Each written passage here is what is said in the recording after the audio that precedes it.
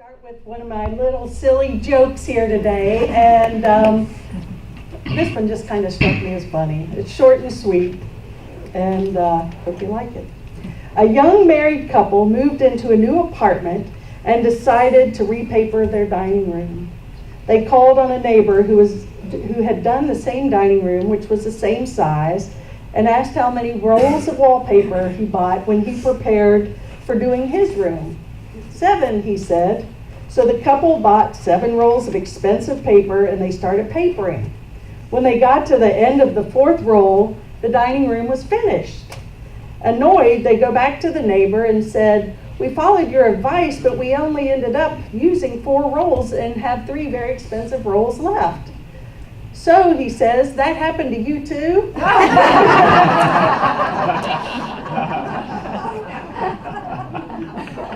Okay. Be careful when you ask for advice, I guess it was. Okay. That is cute. Well, you know, today this is one of my favorite things to do, truly. Being an ADL minister, Alliance of Divine Love minister, has been just such a treasure and so meaningful for me in so many ways. And I was ordained, Ellen and I were, in 1994. And it's hard to believe it's been that long. But we served for quite a few years on the Florida board, helped start the Carolinas chapter board. I had the experience of being the national president. A lot of great changes have come upon our ministry. We're growing, we're thriving. And it's been a wonderful journey. But I have to say my favorite part of being an ADL minister, there's a lot of great things with it, but I love facilitating the classes. Now, I will say after this class, the class that's going to be ordained today, I said I'm taking a break. And they said, I said I'm going to take a break several months off, maybe a year. And they said, "Well, did we wear you out that bad?" And actually, no, you all were fantastic. But wouldn't you know it, I've taken this summer, I've not been teaching the ministerial classes, and I've taken a break from the radio show and charging up my batteries, and I've had a few people ask me about ministerial classes again. So there's a good chance in the fall I will be starting another class, and I am looking forward to it. I'm feeling good. But sometimes you just need to take a little step back for a while, and the Namaste show I'll kick back up, and hopefully the fall as well, and get back into that routine. But it's been a good summer, to say the least. But one of the songs we're going to sing, and Anita is going to accompany us after the ordination, it's one that we sang at our center in Florida, and I've made a part of my ordinations for my students because it's just so powerful and beautiful. And it's called "Here I Am, Lord." Do you all know that song? It's lovely. It brings tears to my eyes every time I sing it and hear it. Because it's about what the commitment to being a minister is. And as I said in the meditation, you know, the Course in Miracles says, who are the ministers of God? And the answer is anyone who chooses to be one. There's a lesson in the Course in Miracles that says, I am among the ministers of God. So although these folks are making a formal declaration today to be of greater service to spirit, to love, and service, we're all ministers. We're all called. We all have that calling to do something. I think we've come here to be the light we want to see in the world. So it's a decision and a moment-by-moment choice. And the words to the song are so powerful, and they are in your bulletin. So when we do sing it at the end today, make sure you pull those out. So anyway, there's a section in the course which I'm going to just make it my own, but it says, how should a minister of God spend his or her day? And you know, I can remember, you know, Greg Braden is a great teacher, great friend, wonderful person. And, you know, he's world known for all of the research and great way of presenting a universal message and integrating science and spirituality. And I've had the good fortune, and Ellen has too, of knowing him like truly a brother and spending lots of time with him, and also being at many conferences with him. And one thing it's interesting to see the people, Greg Braden is like Mick Jagger. I mean, these women and men are like on this guy like, you can't imagine. And he was talking at one seminar, and it really struck me because, he's a normal guy. I mean, yeah, he's got a great message, and he's cute, and he's, he does a great slideshow presentation. I mean, the best ever. But, he has a normal life. He's not like, sitting on a throne when he's at home. And, people would always say, Greg, well, what do you do what's your life like? He said, well, I'm making this my own too, but giving you the gist. I'll probably get home tonight and wake up tomorrow and go out and tend to my garden and take care of my pets, or, just go out to I might go out to lunch, go shopping, whatever. It's not like he had this grandiose life he was living as a spiritual master. And I think that, it's about the simple things, what we bring to everything we do. It's not necessarily that we have to be doing something spiritual. It's all spiritual, really. It's being mindful of when we're washing the dishes, being mindful when we're tending the garden, being mindful when we're with each other and connecting with each other. That's how a teacher of God spends his or her day, in my mind. It's about choosing to live from love rather than fear. Listen with your heart. Do our best to be present and not judge.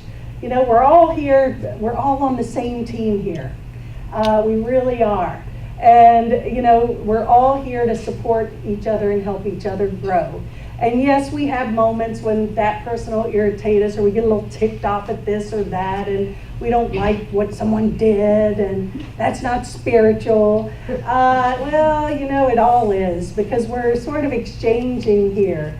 Some of us are playing a more spiritual, a more loving role in one moment, and then we're being a Dickens the next moment, okay? And that's okay, because we're all, the Course says that really we're all teachers, we're all students, and those of us that temporarily seem to have more are here to help those who temporarily seem to have less.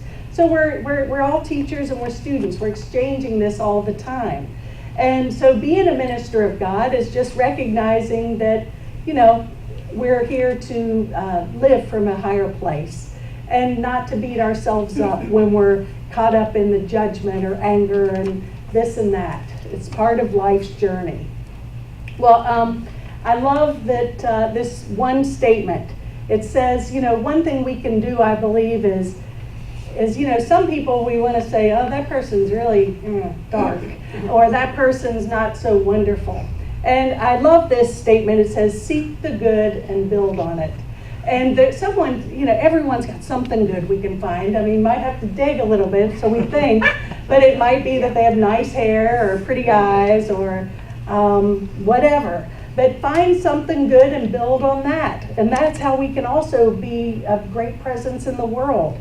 It's too easy to pick on and judge and attack someone and focus on that and build on that rather than building on the good. And, be a miracle worker. Well, and of course in miracles, what is a miracle worker? A miracle worker is someone who chooses to live from love and chooses to be miracle-minded. And what the definition of a miracle is in A Course in Miracles is a shift in perception. Meaning that any time, any moment, I can change my mind, meaning that I can ask love or the Holy Spirit to help me reinterpret a judgment that I have upon myself or someone else. And by choosing love over fear, forgiving my past, forgiving what I think someone did or what I think someone should be doing different or whatever, just by that shift in perception, we've attained a miracle. And I want to add to that, as ministers, and I think you all know me well enough by now, those of you that have been around me, I don't walk on water, I'm sorry to tell you, okay? And I have and everyone say, yeah, you're right there. And I certainly have my human flaws, and I don't claim to be anything different than that. I love what Marianne Williamson says. People always put her up on the pedestal. Oh, Marianne. And she said, whoa. She said, I'm just a pilgrim on the path like everyone else. And that's a reminder for those who are taking their vows and those who are ministers, and for all of us. We're all pilgrims on the path. Because once, we get put up there, and we're seeing it real well on TV, you get put up there, and the higher that pedestal is, the bigger target sometimes, we can become. And it's a reminder, I think, for all of us to realize that we're all doing the best we can with what we have. We really are.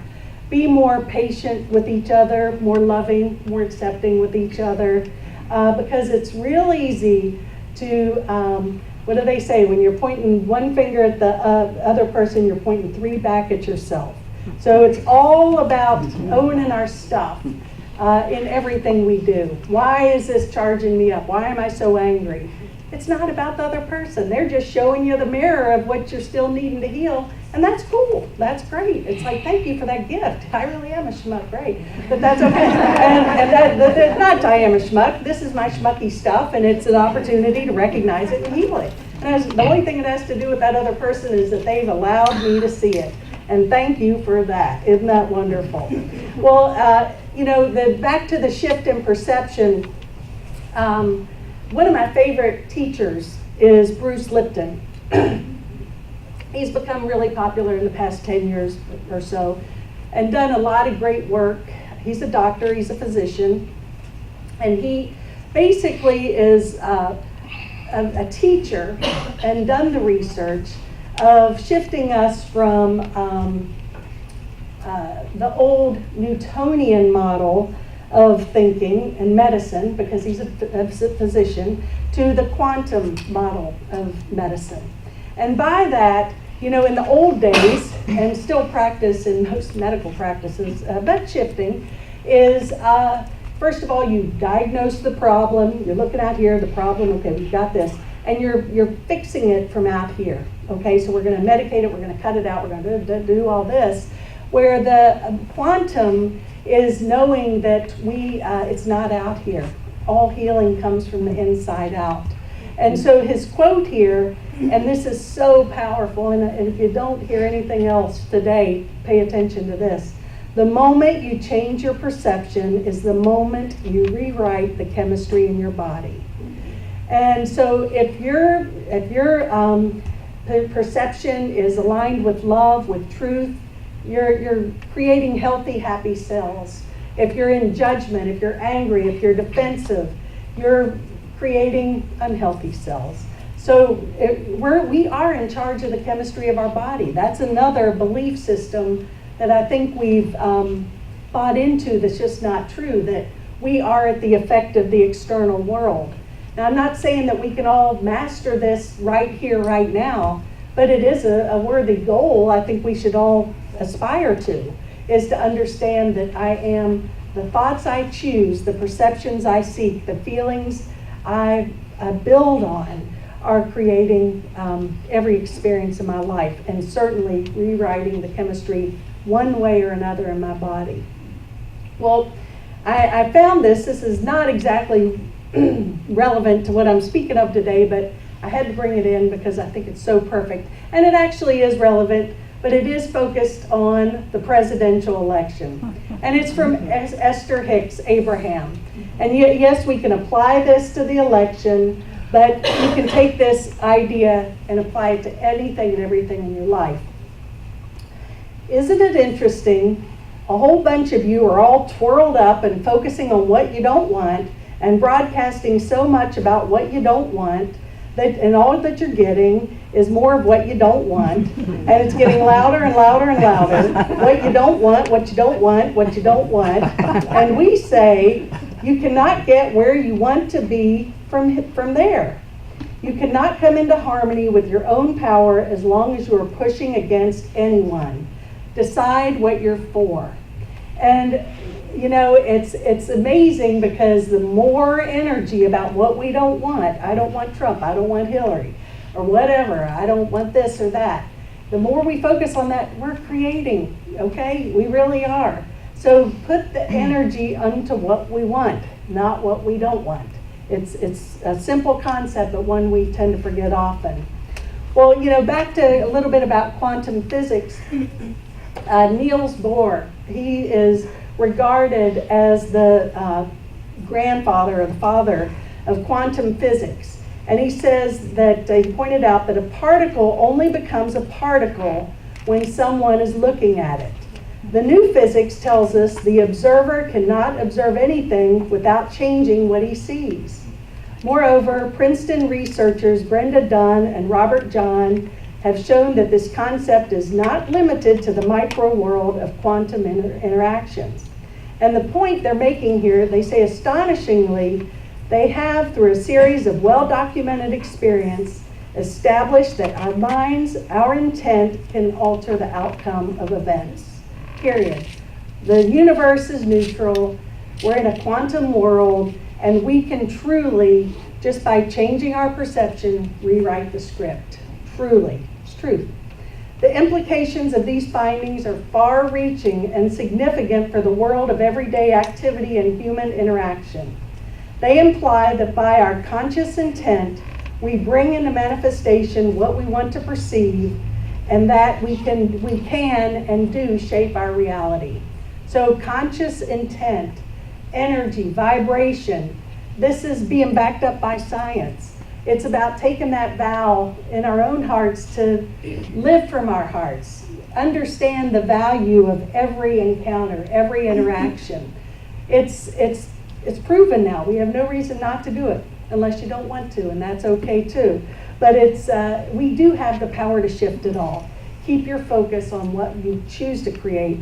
Don't bash what you don't like.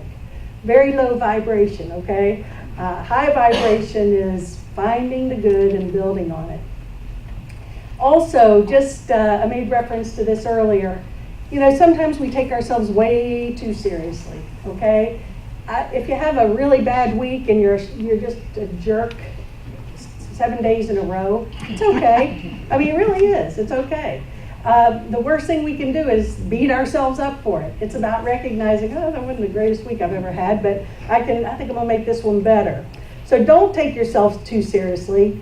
I love this little quote I read on Facebook again. You are allowed to be a masterpiece and a work in progress simultaneously. And I think that is wonderful. Isn't that great? Yeah. So anyway, in closing, I have a couple of things I want to share. Number one, and I've shared this a number of times, through the years, I have spent more energy than I care to say trying to convince people of a message they don't want to hear. There's a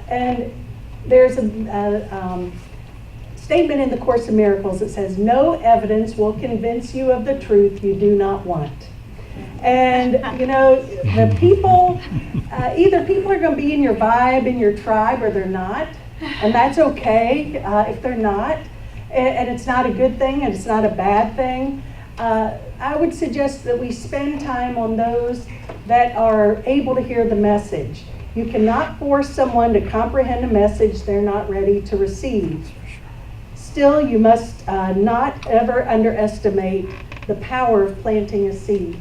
So the planting of the seed is really our purpose. And how do we do that? We do that by being the change. We teach by example. Even if someone's not on your vibe and thinks you're out in outer space or whatever, it's okay. It's okay. But just by being that example, that seed is being planted. And by seeing that each other in their divinity and their perfection is enabling that seed of love to come forth. And I will close with this statement. The world needs all of us.